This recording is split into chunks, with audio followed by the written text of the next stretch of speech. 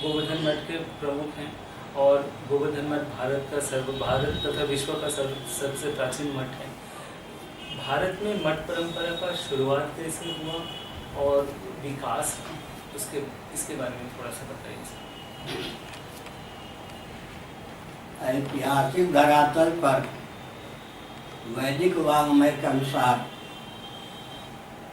समस्त प्राणियों के जो मूल पूर्वज हैं वही सबके गुरु भी हैं। उनका नाम है श्रीमन नारायण। उन्हीं से सबकी वंश परंपरा प्रारंभ होती है और वही हमारे प्रथम इष्ट, साथ ही साथ प्रथम गुरु भी हैं। भगवत पाद शंकराचार्य महाभाग का आविर्भाव ईस्वी सन से 507 वर्ष पूर्व हुआ।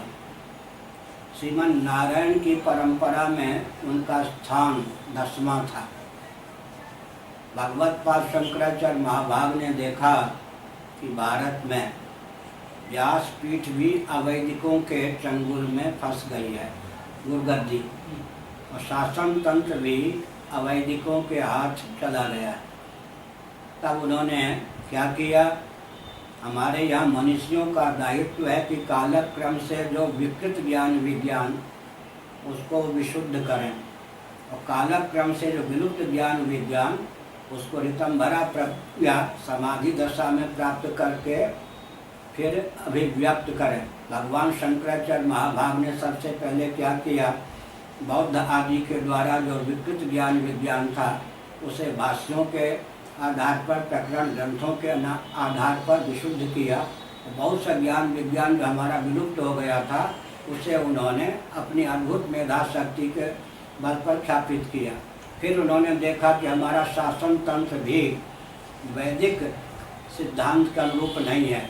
ऐसी स्थिति में उसके शोधन के लिए उन्होंने कुमारिल भट्ट की भूमिका को प्रशस्त करते हुए राजा सुधन्वा, जो कि धर्मराज युधिष्ठिर की परंपरा में थे और बौद्धों के चपेट में आकर के बौद्ध सम्राट बन गए थे, उनके मनोभाव को बदलकर वैदिक सिद्धांत के प्रति उन्हें आस्थान्वित करके बृहद भारत का सार्वभौम सम्राट भी बना दिया।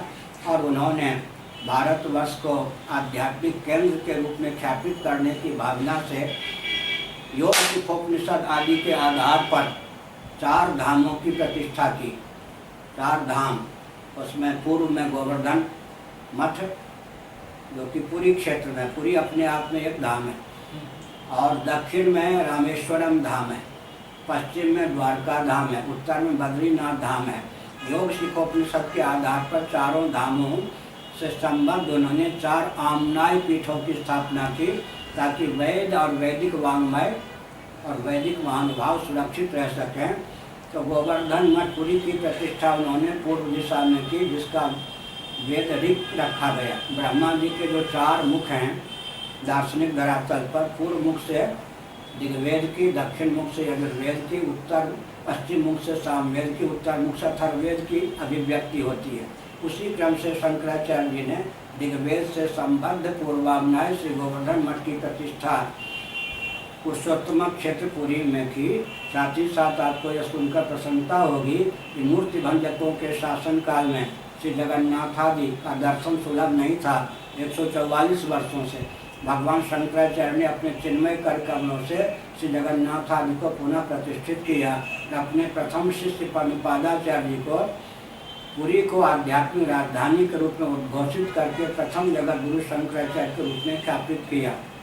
इधर उन्होंने रामेश्वरम से संबद्ध श्रृंगेरी क्षेत्र जो कि आजकल कर्नाटक में है, वहाँ एक आमनाय पीठ की स्थापना की जो यजुर्वेद से संबद्ध है, और उन्होंने द्वारका में एक आमनाय पीठ की स्थापना की जो सामवेद से संबद्ध है, और बद्रीनाथ का जो क्षेत्र है उसमें जोशी मठ जिसको कहते हैं ज्योतिर्मठ की स्थापना की उन्होंने, जो कि अथर्ववेद से संबद्ध है। 4 शिष्यों को 4 पीठ का जगत गुरु शंकराचार्य उन्होंने निर्धारित किया। पूरे विश्व को 4 खंडों में बांट करके एक चौथा हिस्सा एक शंकराचार्य को दिया ताकि धर्म नियंत्रित, पक्षपात विहीन, शोषण विमुक्त और सनातन शासन तंत्र की परंपरा चलती रहे। अब मैं संकेत करना चाहता हूँ कि गोवर्धन मठ पुरी पीठ का मैं 145वां जगत गुरु शंकराचार्य हूँ।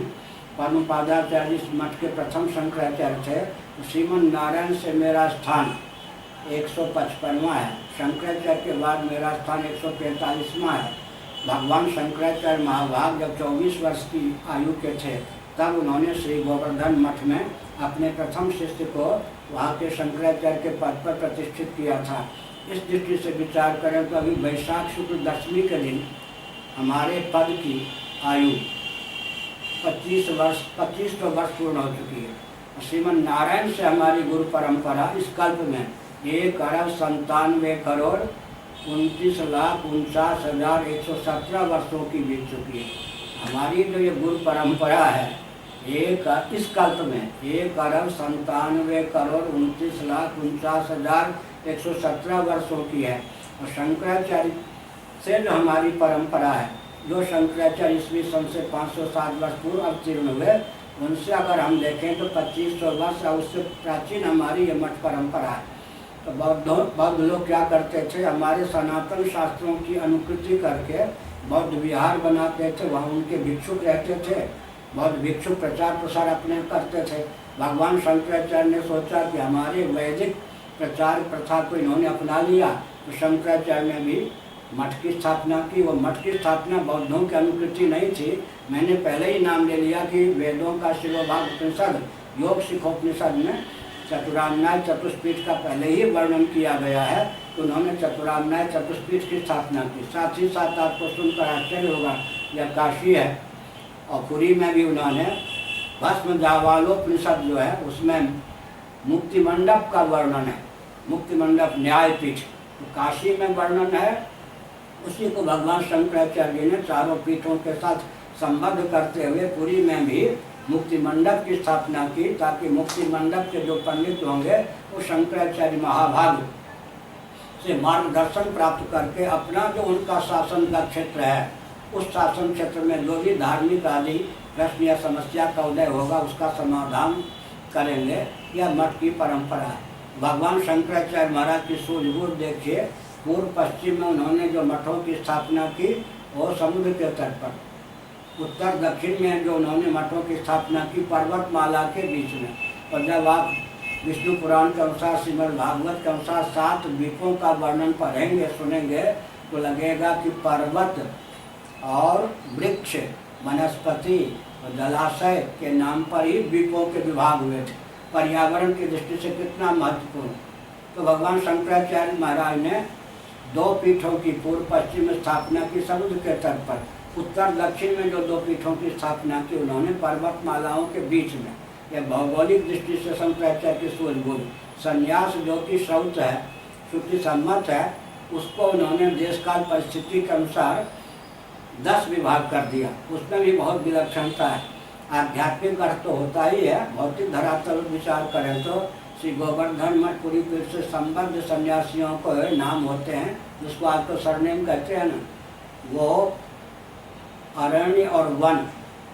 वन और अरण्य का अर्थ एक ही होता है, लेकिन महाभारत में वन पर्व के अंतर्गत अरण्य पर्व है।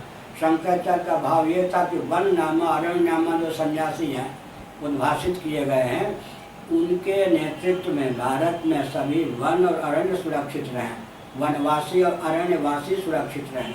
इसी प्रकार दक्षिणाम्नाय श्रृंगेरी मठ से संबद्ध उन्होंने सरस्वती भारती पुरी नामा सन्यासियों को ख्यापित किया।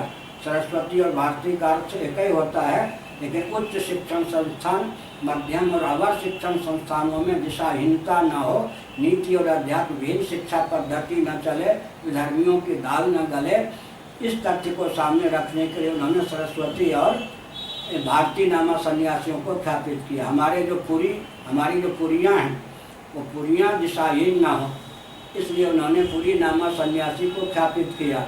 पश्चिमाम्नाय जो कि द्वारका में है, उसके सन्यासी उन्होंने आश्रम और तीर्थ को रखा। तीर्थ नामा सन्यासियों को दायित्व दिया कि तीर्थों में अवांछित व्यक्ति उन्माद न फैलावें, नास्तिकता न फैलावें। रामचरितमानस में कहा गया है, जहाँ कहीं ऋषि कर वासा तहाँ निशाचर करे निवासा। इस प्रकार की गाथा चरितार्थ न हो। आश्रम हमारे सुरक्षित रहें, आश्रमों में दिशाहीनता न आवे, इसलिए उन्होंने आश्रम नामा सन्यासी को ख्यापित किया। उत्तरायण से संबद्ध उन्होंने सन्यासी कौन रखा, गिरी रखा, पर्वत रखा, सागर रखा। छोटे पर्वत का नाम गिरी, बृहद गिरी का नाम पर्वत होता है। हमारे पर्वत सुरक्षित रहें, गिरी सुरक्षित रहें, पर्वतवासी सुरक्षित रहें, गिरिवासी सुरक्षित रहें। अराजक तत्व विधर्मियों विदेशियों की दाल न गले, हमारी सीमा का अतिक्रमण वो न कर सकें। आपको मालूम है कुछ वर्ष पहले पाकिस्तान से कुछ आतंकवादी समुद्र का आश्रय लेकर मुंबई में घुस करके अनर्थ किया। भगवान शंकराचार्य की सूझबूझ की सागर नामा सन्यासी, हमारे जो सागर हैं वो सर्वथा सुरक्षित रहें। सागर में रहने वाले जीव जंतु, जैसे रामेश्वरम में सेतुबंध है और सेतुबंध के कारण हमको थोरियम का भंडार प्राप्त अणु ईंधन का। सागर सुरक्षित रहे सीमा की दृष्टि से, जलाशय की दृष्टि से। सागर में रहने वाले प्राणी सुरक्षित रहें और मानिक सुरक्षित रहें। सागर के तट पर निवास करने वाले सुरक्षित रहें। तो मैंने संक्षेप में मठामनाय एक एक मठ के साथ उन्होंने देवी देवता तीर्थ आदि को निर्धारित किया। तो समग्र सनातन वैदिक वाङ्मय और सिद्धांत की रक्षा के लिए ये चारों आमनाय पीठ को उद्भाषित किया भगवान शंकराचार्य ने। उन्होंने विश्व के हित के लिए राजनीति की स्वस्थ परिभाषा दी। सुशिक्षित, सुसंस्कृत, पहले तो सुसंस्कृत, सुशिक्षित, सुरक्षित, संपन्न, सेवापरायण, स्वस्थ, सर्वहितत्पर व्यक्ति और समाज की संरचना।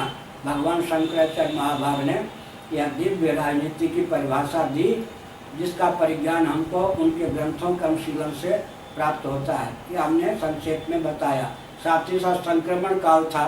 संक्रमण काल में कार्य क्या करना चाहिए उसका मार्ग उन्होंने दिखाया कि चयन अच्छे व्यक्तियों का, क्रांतिकारी, स्वस्थ क्रांतिकारी व्यक्तियों का, आध्यात्मिक मनुष्यों का उन्होंने चयन किया, उचित उन्हें प्रशिक्षण दिया और कार्य क्षेत्र में नियोजन। तो चयन, प्रशिक्षण, नियोजन की प्रक्रिया को क्रियान्वित करके केवल 32 वर्ष की आयु तक शंकराचार्य महाभाग इस धराधाम पर रहे। उन्होंने बहुत ऊंचा कार्य कर दिया। आज बद्रीनाथ का दर्शन हमको सुलभ है। भगवान शंकराचार्य महाभाग ने ही पुनः उन्हें उद्भाषित किया।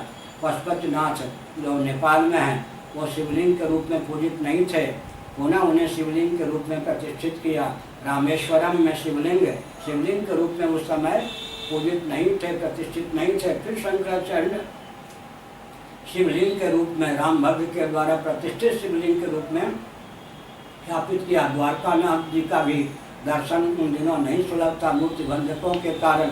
हमारी ये सब दिव्य मूर्तियाँ भी तिरोहित हो गई थी। भगवत पर शंकराचार्य ने द्वारकाधीश को भी पुनः प्रतिष्ठित किया। तो वैदिक वाङ्मय को शंकराचार्य ने समृद्ध किया और मठामनाय अनुशासन के माध्यम से, मठों के माध्यम से उन्होंने आध्यात्मिक मनीषी को शंकराचार्य के रूप में ख्यापित करके धर्म नियंत्रित, पक्षपात विहीन, शोषण विहीन, मुक्त, सर्वहितत्पर सनातन शासन तंत्र भारत को और विश्व को सुलभ होता रहे, इसका मार्ग प्रशस्त किया। हो गया।